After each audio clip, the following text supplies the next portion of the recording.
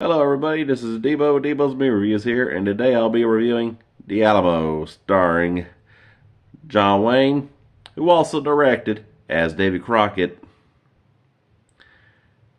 along with Richard Widmark as Jim Bowie, Lawrence Harvey as William Barrett Travis, Frankie Avalon as Smitty, Patrick Wayne as Captain Bonham, Joan O'Brien as Susanna Dickinson, with Ken Curtis of Gunsmoke fame as Captain Dickinson, featuring Hank Worden, Denver Powell, Olive Carey, and Richard Boone as Santa Anna. I gotta say, it was one of the best castings of it all around, not just with Crockett. I mean, I gotta say, Richard Widmark was the best Jim Bowie. Though James Arness did give a good take on it in his version movie called Alamo 13 Days of Glory, which of course this one I ain't reviewing today, but it does have a connection with the first one, given how Ken Curtis was was in Gunsmoke with Arness, who of course took the role of Matt Dillon at the request of John Wayne, who of course turned it down for scheduling conflicts and budget reasons.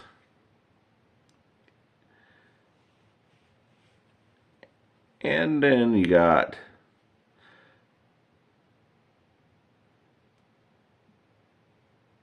Ruben Padilla as Santa Anna, who really didn't have as much screen time compared to the Texas boys, because this one's from the Texas point of view.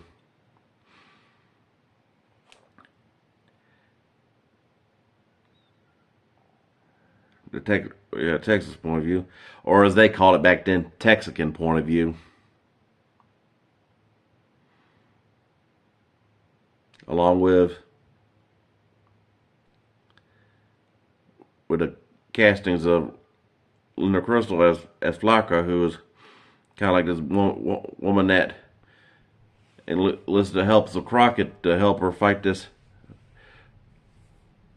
landlord off at the beginning of the movie, right shortly after their arrival, with, of course, led Smitty, who played by Avalon.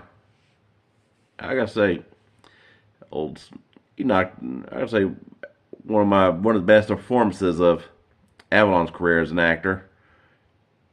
I mean, you also did a version of the Alamo theme song, which of course in the movie you only hear the instrumental version, though despite the fact that Avalon did a version of it, and of course, which of course added the line Young Smitty, which of course he played.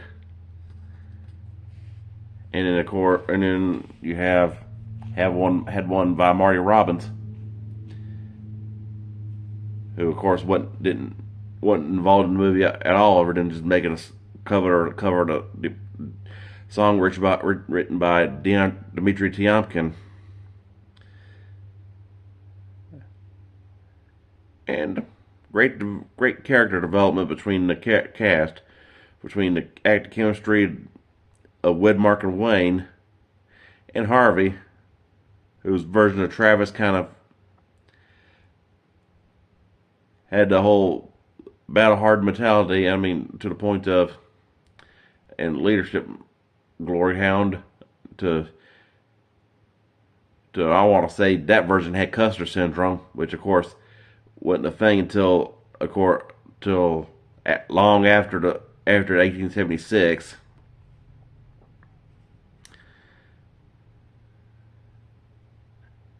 I mean, what can I say of a flawless movie with great casting, great action, especially had Jim Bowie with that multi-barrel shotgun,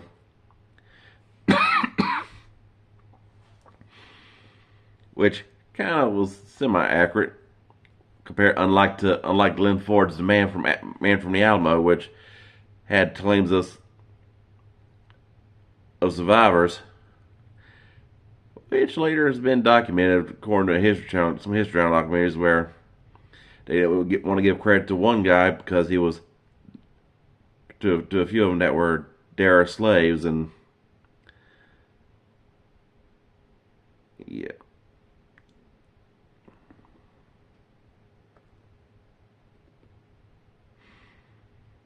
But Travis did supposedly have his as a fight, which which is which of course still is unpopular then as it is now. Didn't mean to go there, but hey, it's history. So, and great, but that's still great acting. I mean, great action. I mean, Widmark was perfect for Bowie, but hey, most of his best movies were westerns, being like How the West Was Won, this Alamo, and Death of a Gunfighter, among others. And then Patrick Wayne did an excellent portrayal, which of course he kind of got into through the for the fact that his dad was John Wayne.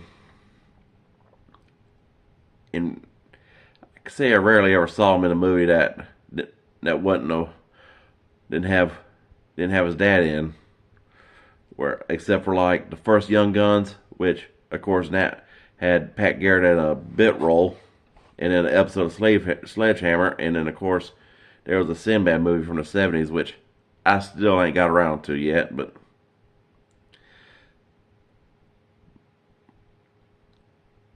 yeah. Then of course John Wayne also had a daughter who played one of the Dickinson kids, and when he made True Grit, he originally wanted her to be Maddie Ross in the movie, but Paramount said no go, which MGM was more accommodating.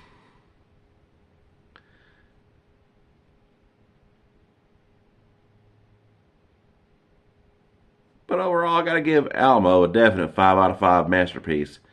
I mean, anybody who's a fan of westerns, especially John Wayne ones, you gotta watch it. Cross it off your list if you hadn't already. I mean, perfectly acted, great action, and alright, y'all. Hope y'all like and subscribe. That's about as well as I can say about giving out spoilers, which is weird for me who reviews the classics instead of the latest and new up and coming. But overall, I hope y'all like this video, subscribe, drop some recommendations, and I'll keep dishing them out.